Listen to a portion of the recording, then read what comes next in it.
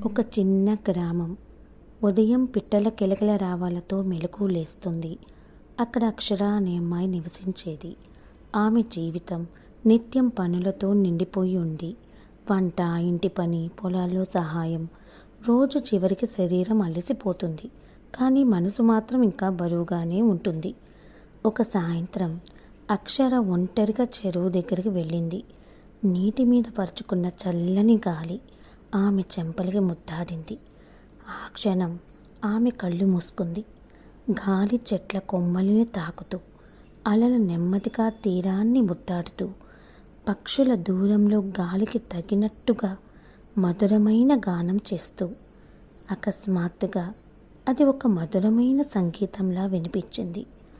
ఆమె లోపల అనుకుంది, ఇంటి దగ్గరలోనే ఇంత సౌందర్యం ఉందా? ఇంతకాలం గమనించలేదే. ప్రకృతిలోని ఇంత మంచి సంగీతం దాగి ఉందా అని ఆశ్చర్యపోయింది.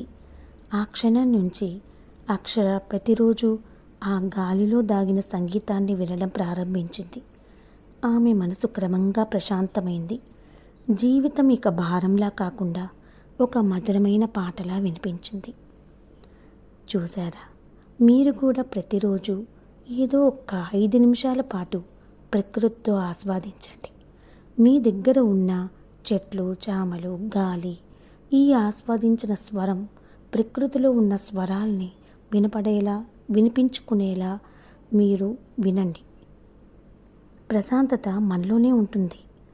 దాన్ని వినాలా అనుకుంటే ఖచ్చితంగా వినిపిస్తుంది. మా హీలింగ్ హార్ట్స్ విత్ హిమ మీకు అలాంటి కథల్ని వినిపిస్తాయి. ఇది మీకు నచ్చితే like, share and comment. Thank you very much.